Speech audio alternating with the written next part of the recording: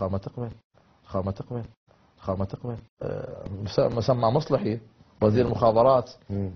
هذا الأخرق أنا ما شايف مخابرات واحد معنا. هواية شتم. لا مو شتايم، هذا أقل ما يصفون به. هذا كذا ذاك اي كذا طبعا. هذا كذا. ايش بيها الخطابات يعني؟ هواي اكو خطابات شبيها الخطاب. انا راح اقول لك. قول لي. الجمعة الماضية اي خطيب الفلوجة اعتقد يقول من ضمن ما يقوله نذلكم خطيب الرمادي نذلكم ونخضعكم من جديد. المن يقصد؟ ميليشيات ايران يقصد غير؟ هذول الصفويين نقصدهم احنا. من هم الصفويين؟ هم عملاء ايران. طيب. الاكراد. الكل الان بدا يشخص حجم الخطر الشيعي. وشوف بالجنوب الان ده يصير شكاوى حجم الخطر الشيعي؟ عفوا الخطر الايراني. هذا ما في قلبه. لا اكو قضاء. يعني هسه ما عندنا قضاء وما عندنا عملية سياسية وما عندنا سياسيين، شو مبقيك بالبرلمان؟ سؤال وجيه. هسه ما نظام بالبرلمان. احنا دخلنا شو بس ما استقاليت. شلون استقيل؟ ان شاء الله بعد الحلقة نروح للاعتصام. زين. اخذك هناك. طيب. حمايتنا. طيب. حمايتنا انت لا تخاف. طيب. زين. ما اكو ناس اعطيتهم تطمينات ان يجون بحمايتكم وانضربت عليهم طلقات؟ مثل من؟ شيوخ الجنوب؟ لا هذا ما كانوا شيوخ، ذا ضباط بالداخليه كانوا، والناس عرفوهم وشبرهم يعني الصفويين ما اذوك ببغداد؟ شحدهم اذا ليش بدأت تحضر جلسات المجلس؟ مزاجي. مزاجك؟ مستقبل العراق بمزاج؟ انت مدفوع علي الظاهر. دوله القانون دافعك علي.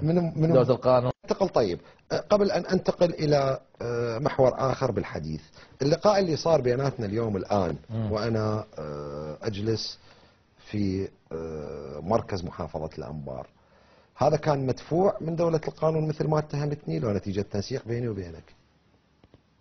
ما فهمت قصدك. هذا اللقاء الآن اللي بيناتنا دا يجري، أنت قبل شوي تقول لي مبين عليك مدفوع من دولة. اي مو اسئلتك يعني اسئلتك استفزازية نوعا ما وتحاول يعني تشوش عليه المشهد.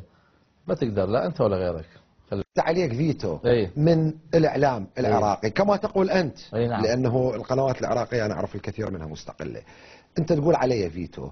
زين. وأنا جيتك إلى هنا ودا ناخذ أكثر من ساعة و10 دقائق، في نهاية الأمر تتهم هذا اللقاء مدفوع من دولة القانون؟ مو اللقاء، حضرتك مدفوع. وأنت منين مدفوع؟ أنا من قطر مدفوع. إيد من رمادي مركز محافظة الأنبار، أنا هاي أكد عليها.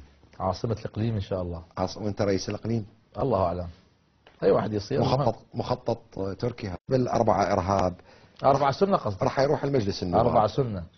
راح يروح المجلس النواب. 4 سنة مو 4 إرهاب. ما يخالف، ما أنت متبنيه بس لا تفرضه علي. لا أفرض عليك طبعا. لا تفرضه. حقيقة منصة صغيرة مو هالكبر. شوي تطورنا هسه الحمد لله. منصة كبيرة وأمنية مرتبة. زين. رجل صعد المنصة كان موتور. زين. سلام ما سلم علي. رجاء بس ايه كان عصبي. كان عصبي بس استخداماته كان ما اسمح بيها دكتور. رجاء دكتور انا عندي فلتر على المصطلحات. تفضل. الكلمة اقولها عنها 1000 مرة مو مرة. خليها ببالك. ما يخالف. الشهر السابع. حرام عليك، ما كل العراق يشوف اللقاء هسه. خلي يشوف. والله محشي غير الحق والله. وانت تقسم الان ايه؟ انتخابات الانبار بغداد اجلتها لو مجلس المحافظة مالتكم. هو صالح. هو شنو؟ قلت القناة بغداد انك تلقيت تهديدات بالقتل من قاسم سليماني. اي نعم. يعني قاسم سليماني لو اراد ان يتحرك ضدك كان عرفت انت بالموضوع؟ لو كان الامر يكون سري. لا عندنا الحمد لله. عندنا ناس خيرين يجيبون معلومات من هنا وهناك. اخر شيء هسه ورا ما جاء هذا الاخرق مصلحي سود الله وجهه وجه ايران. قوة الآن. مو قلنا دكتور هسه ما صح المطلق هذا من دعاية انتخابية. ما باكر عقبه. لا أنت دكتور رجاء راح تخالفنا وياك. ما باكر عقبه هيئة الإعلام والاتصالات. إيه؟ يعني اكو خطوط لازم. دعوة جديدة لازم ما نعبرها بالحديث. لازم ما نعبرها بالحديث. مو ديمقراطية بالعراق هسه؟ اي ديمقراطية، مو شتم الآخرين والله ديمقراطية. ما شاء الله مشروع وطني، له صفقات وفلوس ومناصب. ما أدري. يلا السؤال الأخ يلا. لا ضيعوا أفكارنا. نحكي على قاسم سليماني لو بعد من نحكي عليه. يعني انت تريد، يعني انا سالتك عن قاسم سليماني وجاوبت له في من عدوك بال عيني. سبحان الله، صار لنا ساعه نتحدث اكثر من ساعه ما تحدثت باسم العراق. لا بعد هذا الحوار راح نرجع احنا سالمين لبغداد.